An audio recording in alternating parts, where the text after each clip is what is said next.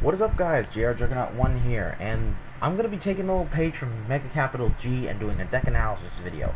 Now, I wish I was doing this screen recorded, but unfortunately I'm missing part of my mic, which is unfortunately going to make it impossible for me to do these vids properly. So I'm just, for now, going to do it like this.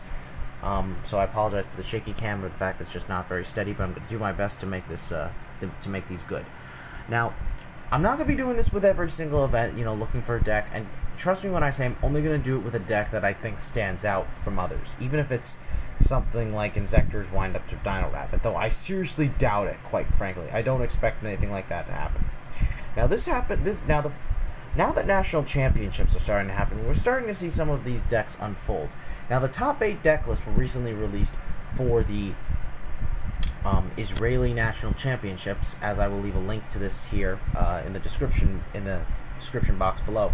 Now, the deck that ended up winning was unfortunately a Dino Rabbit deck, but unfortunately the deck breakdown consisted of 1 Dino Rabbit, 1 Dark World, 2 Wind Up, 3 Inzektor, but you'll see, yes, a Ninja deck actually managed to come in the top 8. Now, I don't know how large this event... Oh, no, sorry. This was a 64 competitor event. Now, I know even in a 64 competitor event, that's not saying a whole lot because of how small that how small of a number that is, obviously. But I also like to think that,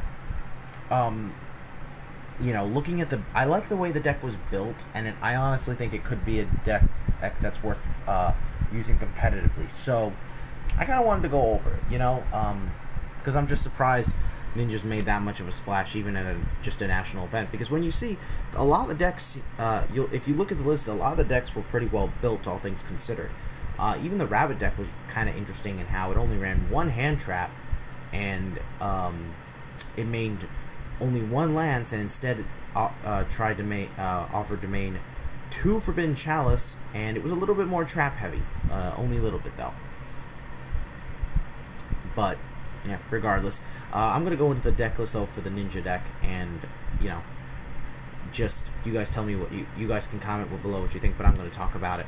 So we have 2 Upstart Golden Ninja, 3 Ninja Grandmaster Hanzo, 1 White Dragon Ninja, 3 Tour Guides, 1 Sangan, 2 Jirak Waiba, 1 Jirak Velo, 2 Spirit Reaper, and 1 BLS. Those are the monsters. For spells, we have Book of Moon, Monster Reborn, Heavy Storm, Rhoda, triple MST, and triple Pot of Duality. For traps, 3 Ninjutsu Art of Super Transformation, 3 Call of the Haunteds, 3 Safe Zone, 2 Solemn Warning, 2 Compulsory Evacuation Device, and 1 Solemn Judgment. For side deck, we have 2 Effect Failure, 2 DD Crow, 2 Max C, 1 Fossil Dyna, 1 Karakuri Ninja Sazank, 1 Spirit Reaper, 1 Thunder King, 2 Twister, 1 Compulse, and double Shadow Mirror. The extra deck is pretty straightforward. It runs, of course, Blade Armor Ninja, Lackey Adolka, Utopias, Leviair, and just all the basic rank 3s. And then the Synchros are Black Rose Dragon, Armory Arm, and Allied Justice Catastor. Now, let's talk about this deck and just briefly. Now, the thing I think that immediately will stand out in terms of cards not being run is that this guy chose not to run Dark Hole. I have very mixed feelings about this card choice because, honestly, I can see where he was going with this. You play Dark Hole. Dark Hole, if you're playing Dark Hole, you're most likely going to have a field presence, so you're going to feel less inclined to play it. Though, on the other hand, to me it just seems like you're still going to want to play it because cards like Thunder King can be very annoying for this deck. But again, that's really up to you. I just think I would probably rather try to fit it in unless, I would test it. I mean, I like ninjas, so I like Dino Ninja, so I might test a new version of this out, especially with the fact that Tour Guide's getting reprinted soon, But yeah, that I think is interesting. The 1 copy of the White Dragon Ninja was definitely a surprise, though. I don't like my friend and I were talking about Dino Ninja and how we were going to main, instead of White Dragon Ninja, we were going to main an Interplanetary Purple Thorny Dragon, and then Light Pulsar Dragon, because Light Pulsar Dragon can be brought out since you run plenty of Darks and Lights, Not many, but it's pretty easy to get out. And the other dragon, the purple dragon, could be brought out pretty easily thanks to his own effect.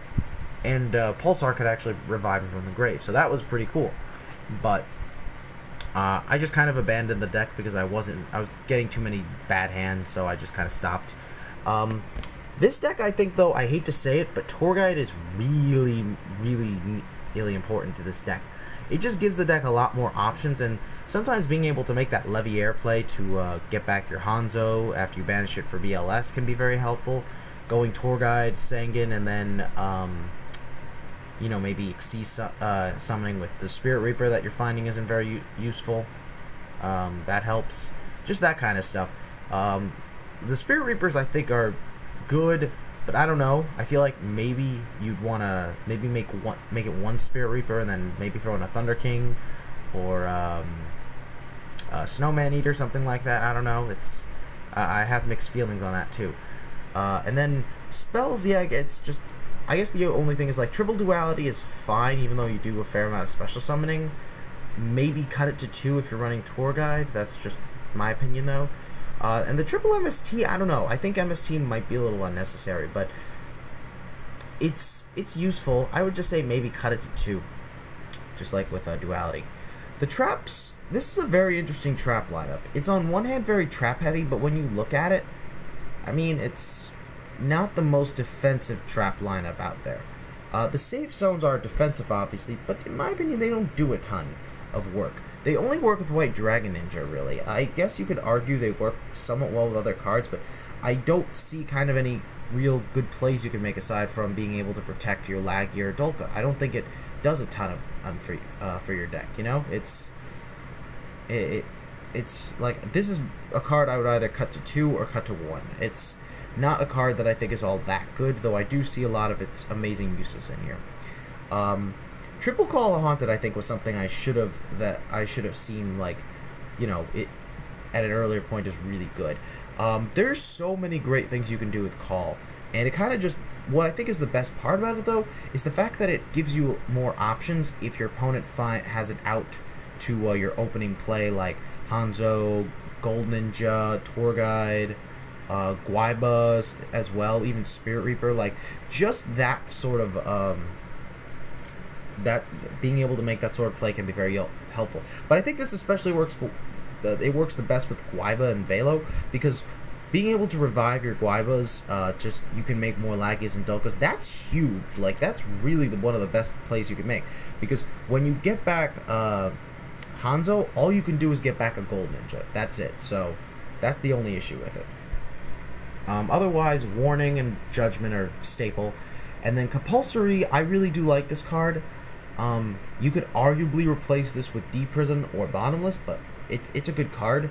The one thing that I think what he was going for was that this was a ruling I found out about recently. I didn't know this, but apparently with Super Transformation, you can actually bounce one of your monsters when you use it. Like, you can bounce your own ninja back when they use it, and when you use it, like, you could target your ninja and then another monster, and then you can, since it's targeting's a cost, then you could bounce your monster, and your opponent's monster will still be sent to grave, but you could still bring out a monster. The only catch is, now the levels that it totals are only equivalent to the monster that was actually sent to the graveyard, so you can't bring out something high level like White Dragon Ninja in that case unless they have a really big monster. But still, very good plays you can make. You could also kind of do the same thing if you have Forbidden Lance, which is arguably a bit more versatile because it helps against skill drain, which is painfully annoying against this deck. So yeah, I think that's mostly it. I think in terms of the side deck, the only thing I want to mention is this guy was very prepared in terms of hand traps. He decided to bring 2 of each for just different decks. The Fossil Dine I think makes sense, but I would honestly think about trying to make room for a second. The Karakuri Ninja Sazank is kind of the same thing, but I would probably make room for a second one of him first. This card's going to be really good against the Dino Rabbit matchup, but it's also searchable, which is really key. The third Reaper I kind of felt was unnecessary because I don't think there was anything you'd really side a third Reaper against. And then, that you could have easily made that, I guess, a third Thunder King, I don't know. The only cards in the side deck I'm really not getting is the Twisters. Twisters, I don't understand what you're going to use it against when really you have the MSTs. I don't get the logic there. Maybe there's something I'm missing, but that's my perspective. The third Compulse makes sense because Compulse can be really good in certain matchups. And then finally 2 Shadow Mirror, which I will say I wonder why he decided to side these, knowing how much of his deck is also hurt by it. You know, like, obviously Spirit Reaper's not affected, but Tour Guide, Sangin, Hanzo, those are some of your key cards, and I don't think you want to be playing a card that necessarily hurts them. One of my friends the same friend suggested siding Macro for this deck, but I wouldn't side it only because your BLS no longer becomes live, and your Super Transformations sort of become, they definitely become less useful because you can't bring out a monster with it since the monsters you're targeting aren't being sent to the graveyard. I guess, yeah, that's pretty much the analysis. Sorry for a little bit of rambling and, you know, kind of went a little long, but I actually like this deck and I want to hear your thoughts on it. So leave a comment below telling me what you think of this Dino Ninja deck. Again, I think it's pretty good. I think there's definitely some changes I would make, but I like it. You know, I think it's good to see a deck like this top, even if it's such a small event, such a small national event. So, alright guys, I'll have another video up soon, and peace out.